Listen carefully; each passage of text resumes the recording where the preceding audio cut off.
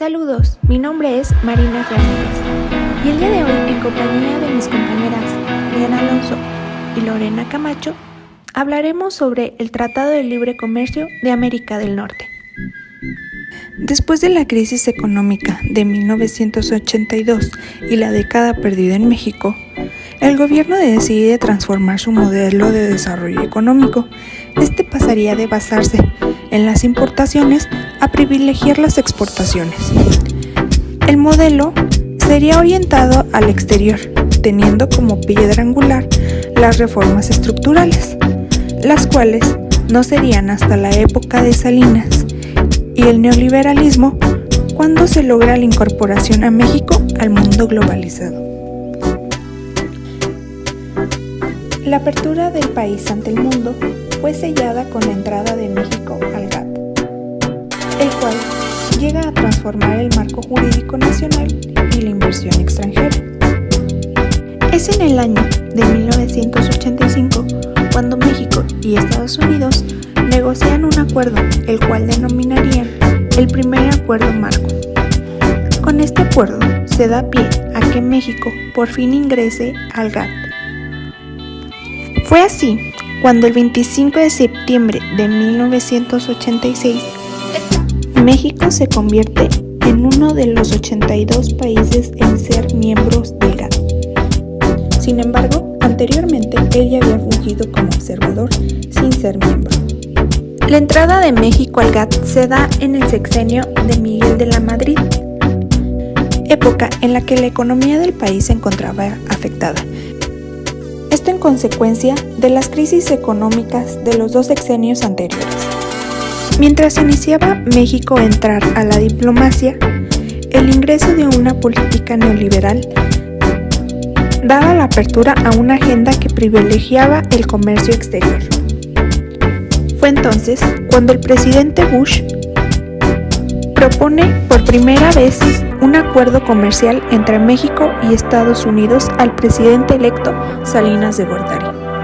Sin embargo, el presidente electo no veía factible ese acuerdo, y no fue hasta su visita a Europa que se detona el interés por la propuesta realizada por el presidente Bush. El Tratado de Libre Comercio de América del Norte nace por una necesidad de otorgarle competitividad ante el crecimiento económico de Asia. Fue así que el 11 de junio de 1990 inician las primeras pláticas para un acuerdo comercial. Poco después del inicio de las pláticas entre Estados Unidos y México, Canadá solicita ser incluido, y sería en junio de 1991 cuando los tres países norteamericanos inician el proceso. Finalmente, el 17 de diciembre de 1992, el presidente Bush, el primer ministro Brian Mulroney y Salinas de Gortari firman el TELECAN, formando así el bloque económico y el área de comercio más grande del mundo. El 1 de enero de 1994 entra en vigor. El proceso de negociación fue un paso difícil para México. Esto debido principalmente a que venía de décadas de un cierre económico con el extranjero. Esto dificultaría mucho las negociaciones entre Estados Unidos, México y Canadá. Sin embargo, el talento de jóvenes mexicanos vendrían a dar lo necesario para las negociaciones. Sin duda, el país en esa época no contaba con el personal capacitado para negociar, por lo que se vio en la obligación y en la necesidad de formar un equipo específico en el cual se integraría gente de diferentes espacios que no eran funcionarios públicos. Esto con la finalidad de darle forma a la Oficina de Negociación de México en Washington.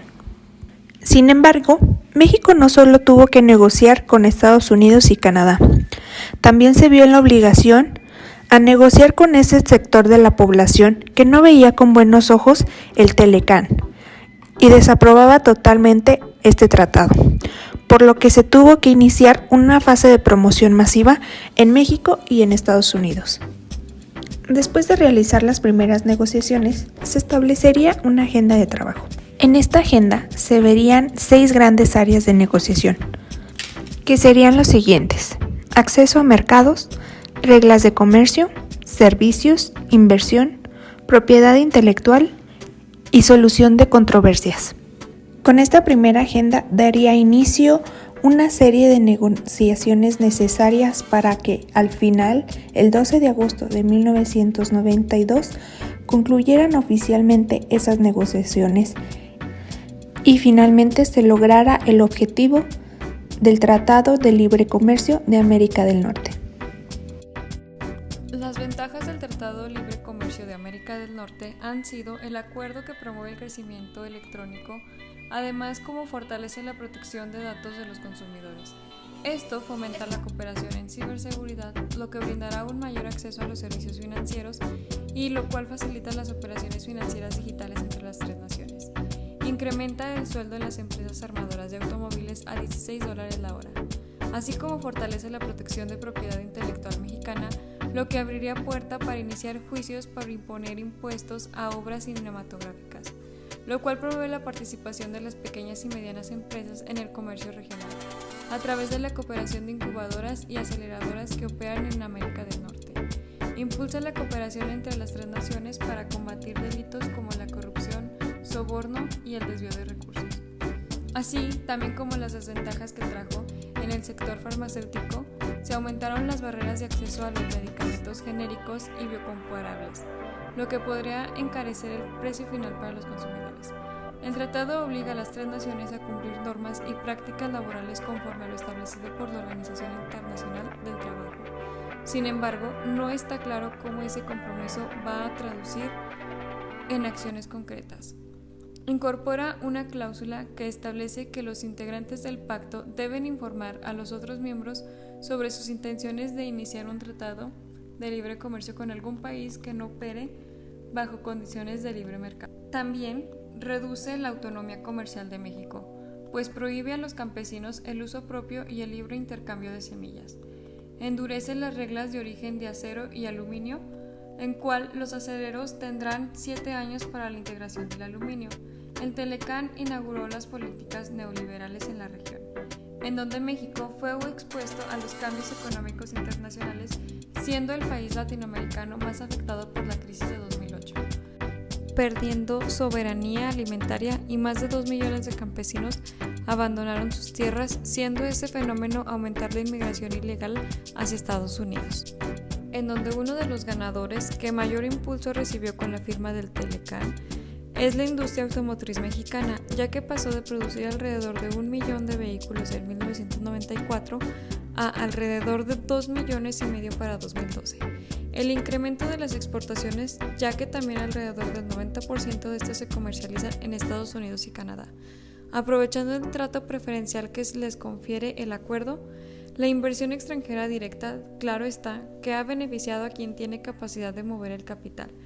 Por lo tanto, se ha beneficiado de esta nueva situación grandes empresarios que han deslocalizado sus fábricas estadounidenses para llevarlas al sur de la frontera, donde los sueldos son mucho más baratos y desde donde ahora no hay ningún problema para importar de nuevo los productos al territorio norteamericano.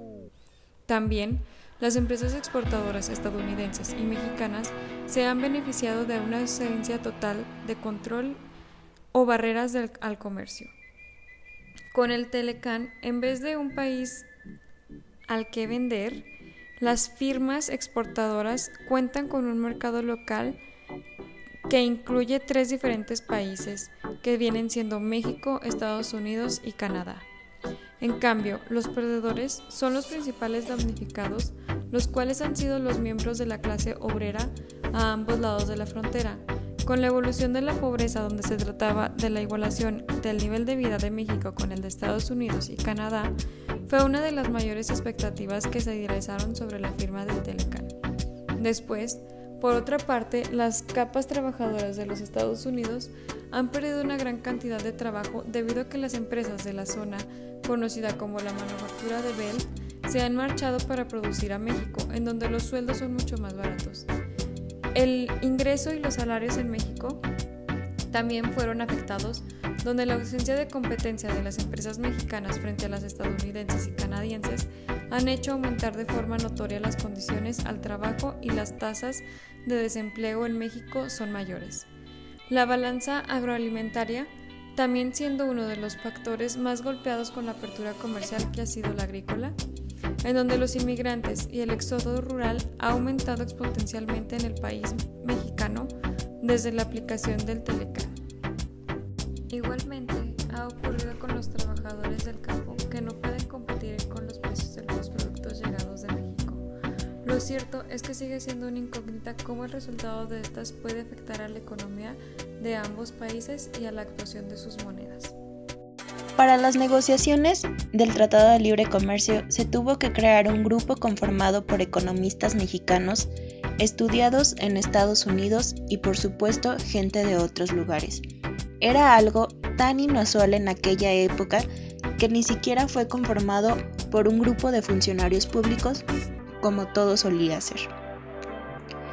Este grupo tenía la gran tarea del cómo vender el Tratado de Libre Comercio en Estados Unidos y así poder generar en ese ambiente favorable que permitiera a los congresistas votar a favor.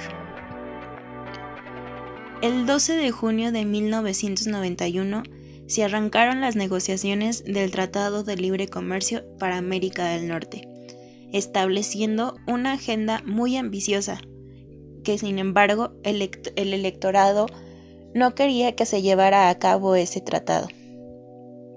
Se cuestionaban si podían sentarse en una mesa con el país mexicano. También se cuestionaban mucho si podían confiar en México, pues decían que en este país no se aplicaban sus leyes ambientales, o si las empresas estadounidenses se tendrían que mudar a México, que México no tenía una democracia y que en el país se violaban los derechos humanos, también que había narco, entre muchas otras cosas que eran utilizadas para que los críticos se cuestionaran sobre si tenían que entablar esa relación con el país mexicano. A tal grado de que los negociadores mexicanos tuvieron que promocionar la cultura mexicana, tratando de construir un México diferente que se tenía que redescubrir.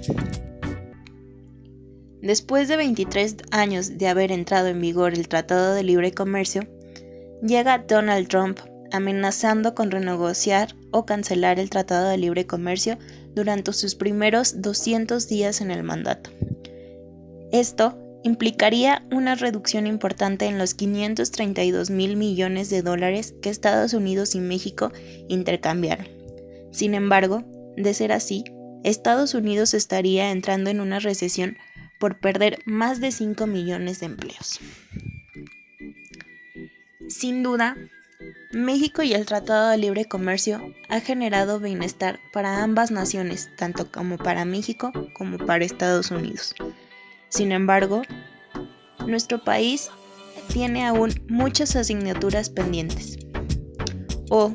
¿Qué herramientas tiene México para sobreponerse a un golpe tan fuerte que implicaría la cancelación del Tratado de Libre Comercio? ¿Qué alternativas tiene México para sobreponerse a un golpe fuerte en lo que hoy significa el 80% de nuestras exportaciones?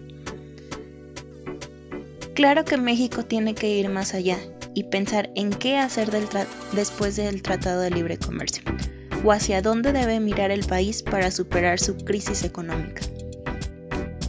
México tiene algo pendiente y muy importante, que es el de buscar nuevos horizontes, el ser más competitivos y no solo hablando con Estados Unidos, sino que sea más competitivo en todo el mundo. Se necesita de una estructura comercial que permita competir en Europa, en América Latina y seguir expandiendo su presencia en otros mercados. México tiene que salir de esa zona de confort en la que estamos y en la que se ha asumido. Debe de lograr mejores acuerdos comerciales. Si se logran estos acuerdos comerciales en todo el mundo, tan solo podríamos tener acceso al 72.6% del comercio exterior de todo el planeta. Y no solamente eso, sino que hay 9.422 billones de dólares cada año a los que podríamos tener acceso como mexicanos. Sin duda, México tiene mucho por qué avanzar.